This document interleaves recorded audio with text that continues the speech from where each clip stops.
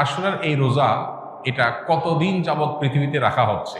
আশুরার রোজার ফজিলত সম্পর্কে আমরা সবাই কম বেশি জানি। নবী করিম সাল্লাল্লাহু আলাইহি সাল্লাম থেকে প্রসিদ্ধ হাদিস রয়েছে, সহিহ মুসলিমে বর্ণিত হয়েছে, আবু কাতাদা রাদিয়াল্লাহু তাআলা বর্ণনা করেছেন যে নবীজি ইরশাদ করেছেন, সিয়ামু ইয়াউমি আশুরা আহতাসিবু আলাল্লাহি আন ইউকাফিরা আস-সানাতাল্লাতী ক্বাবলাহ। আশুরার রোজার ব্যাপারে আল্লাহর প্রতি আমার ধারণা হলো যে এর মাধ্যমে এক বছর পূর্বের গুনাহ আল্লাহ তাআলা মাফ করে দিবেন। এবং আশুরার এই রোজা এটা কতদিন যাবৎ পৃথিবীতে রাখা হচ্ছে, সেটার উত্তর হলো মুসা আলাইহিস সালামের সময় থেকে রাখা হচ্ছে। তার মানে কয়েক হাজার বছর ধরে এই আশুরার রোজা পৃথিবীতে রাখা হয়। এমন একটা ইবাদত যেটার ধারাবাহিকতা হাজার হাজার বছর। তো এই আশুরার রোজা রাখার গুরুত্ব অপরিসীম। সাহাবায়ে কেরাম নিজেরা তো রাখতেন, নিজেদের বাচ্চাদেরকে পর্যন্ত এই রোজা রাখতে উদ্বুদ্ধ করতেন যারা রোজা রাখার মতো তাদেরকে, এবং সেই সাথে তাদেরকে খেলনা ইত্যাদি দিয়ে ভুলিয়ে রাখতেন। এটা ছিল নবী সাল্লাল্লাহু আলাইহি সাল্লামের সাহাবায়ে কেরামের সুন্নাহ। সেজন্য আশুরার রোজা আমরা রাখার চেষ্টা করবো ইনশাআল্লাহ। এই বছর আশুরার রোজা আমরা কখন রাখবো, সেটার উত্তর হলো আজ বাংলাদেশে এবং এ অঞ্চলে যেহেতু একদিন পরে চাঁদ দেখা যায় মিডিল ইস্টের তুলনায়, সো আমাদের এখানে আজ ৮ই মুহররম। ৮ই মুহররম যেহেতু আজকে সন্ধ্যার পর অর্থাৎ শুক্রবার সন্ধ্যার পরে ৯ই মুহররম শুরু হয়ে যাবে। আর আশুরার রোজার মধ্যে সবচেয়ে উত্তম হলো ৯ এবং ১০ই মুহররম রোজা রাখা। ১০ মুহররম আশুরার দিন, আশুরা মানেই হলো মুহররমের ১০ তারিখ বা ১০ম দিন, অতএব সেটা তো আছেই। সেটা আগামী রোববার মুহররমের ১০ তারিখ হবে। শনিবার দিবাগত রাতে সারিখে আমরা মূল রোজা আশুরা রোজাটা রাখবো ইনশাআল্লাহ। আর সাথে ৯ তারিখকে প্লাস করে রোজা রাখলে সেক্ষেত্রে আজকে দিবাগত রাতে আমাদেরকে সারি খেয়ে আগামীকালকে শনিবার রোজা রাখতে হবে, অর্থাৎ ৯ এবং ১০। তাহলে শুক্রবার দিবাগত রাত, আজ শুক্রবার দিবাগত রাতে আমরা সারি খেয়ে কালকে রোজা রাখবো ইনশাআল্লাহ। আবার আগামীকাল দিবাগত রাতে সারি খেয়ে তারপরের দিন রোজা রাখবো। তাতে ৯ জিলহজ এবং ১০ জিলহজ দুইটা রোজাই আদায় হয়ে যাবে ইনশাআল্লাহ। কারণ যদি কালকে রোজা রাখা সম্ভব না হয় তাহলে তিনি শনিবার দিবাগত রাতে খেয়ে রবিবার রোজা রাখবেন, সেটা হবে আশুরার মূল রোজা। আর রবিবার দিবাগত রাতে সারি খেয়ে সোমবার তিনি রোজা রাখবেন, তাতে হবে আপনার ১১ই জিলহজের রোজা। আর সোমবার তো সাপ্তাহিক নফল রোজা আছেই, সেক্ষেত্রে আমরা টানা ৩টা রাখতে পারি। শুক্রবার দিবাগত রাত, শনিবার দিবাগত রাত, এই দুইটা আশুরা। আর রবিবার দিবাগত রাত হলো কিসের? সোমবারের সাপ্তাহিক নফল রোজা। তাহলে টানা ৩টা রোজা হয়ে গেল।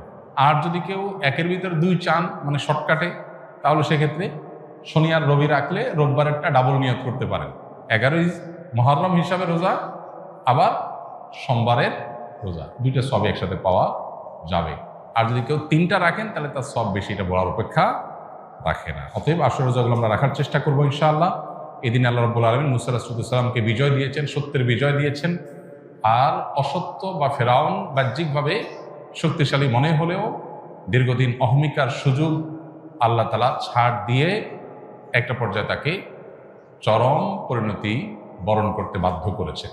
সেই ঐতিহাসিক দিন আল্লাহ নবী মুসা আলাইহিস সালাম সেটার জন্য আল্লাহর কাছে শুকরিয়া আদায় করে তিনি রোজা রেখেছেন, এবং তার অনুসরণে আমরাও রোজা রাখি। এবং ইয়াহুদীদের রোজার চাইতে আমাদের রোজা যেন ভিন্নতর হয় সেজন্য আমরা 2টা রোজা রাখি, এবং সেই 2টা রোজার ভিতরে সবচেয়ে উত্তম হয় ৯-১০, ৯-১০ না পারলে ১০-১১, এই 2টা ধাপের রোজা। আর যদি সেটার কোনোটাই সম্ভব না হয়, শুধু একটাই রাখতে পারে, তাহলে 10 তারিখের রোজাটাও রাখা যেতে পারে, যদি অনেক কোনোরকম সেটাকে নিষেধ করেছেন। আশুরা উপলক্ষে কি কি আমল করব? আশুরা উপলক্ষে সর্বপ্রথম এবং প্রধান আমল হলো রোজা রাখা, যেটা আমরা এতক্ষণ বললাম। মুহররমের 10 তারিখ এবং তার সাথে 9 তারিখ, এই 2টা রাখা উত্তম। কারণ নবী সাল্লাল্লাহু আলাইহি ওয়াসাল্লাম বলেছেন, যদি আমি আগামী বছর বেঁচে থাকি তাহলে আমি 9-10 রোজা রাখবো। এই জন্য 9-10 রাখাটা উত্তম, এটা নবীজির স্বপ্ন ছিল, আকাঙ্ক্ষা ছিল। আর না হলো 10-11 রোজা রাখা, এটা হলো আশুরার প্রধান আমল। দ্বিতীয়ত, আশুরার এই দিবসের শিক্ষাটা গ্রহণ করা, এটা নিয়ে খুব বেশি আলোচনা হয় না। আলোচনা হয় শুধু আশুরার রোজা নিয়ে, ইতিহাসও আলোচনা হয়, কিন্তু আশুরার চেতনা কি, আশুরার শিক্ষা কি, আশুরা আমাদেরকে কি বার্তা দেয়, সেটা নিয়ে আলোচনা হয় না। সেটা আমরা আজকে আলোচনা করার চেষ্টা করেছি আলহামদুলিল্লাহ। অতএব আশুরা উপলক্ষে প্রতি বছরই আমাদের এই শিক্ষাটা ধারণ করা দরকার যে সত্যের বিজয় হবেই হবে, 2 দিন আগে আর 2 দিন পরে। আর অসত্য এবং বাতিল লাঞ্ছিত, অপমানিত, পরাজিত, নিমজ্জিত হবেই হবে, সেটাও 2 দিন আগে বা পরে। ফেরাউন শক্তিশালী ছিল, ফেরাউন ক্ষমতাবান ছিল, জালিম ছিল, তাই বলে তার পক্ষাবলম্বন সত্যের অনুসন্ধানে মানুষরা করেনি। মুসা আলাইহিস সালাম দুর্বল ছিলেন, তার অনুসারী বনী ইসরাঈলও দুর্বল ছিলেন, তারা শোষিত ছিলেন, আর ফেরাউন শোষণকারী ছিল। এই দুইয়ের মধ্যে আল্লাহ তাআলা চূড়ান্ত হাসি, শেষ হাসি, চূড়ান্ত বিজয় এটা দান করেছেন কাকে? মুসা আলাইহিস সালাম।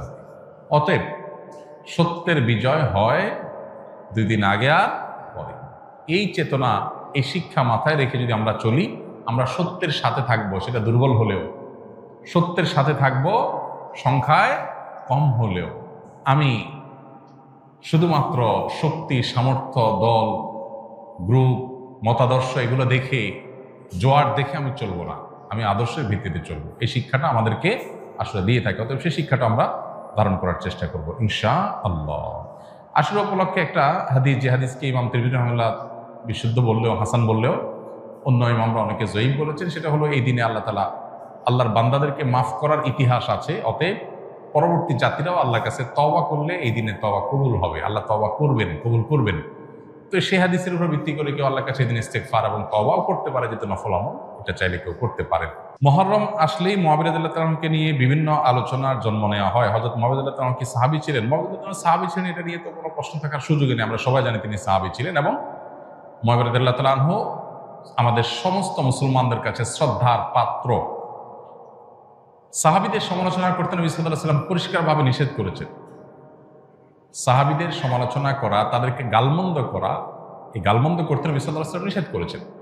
মুআবিয়া রাদিয়াল্লাহু তাআলা আনহু সহ সাহাবা ইকরাম সম্পর্কে আমাদের ধারণা হলো, মানুষ হিসেবে তারা কেউ ভুলের ঊর্ধ্বে নন, তাদের কোনো ব্যক্তিগত ভুল থাকতে পারে। কিন্তু প্রথম কথা হলো, সাহাবীদের ব্যাপারে কোরআন সুন্নাহ যে সমস্ত মর্যাদার কথা বলেছে, সেই সমস্ত মর্যাদাগুলোর কারণে তাদেরকে আল্লাহ যদি মাফ করে দেন, আপনি আমি সমালোচনা করার কে?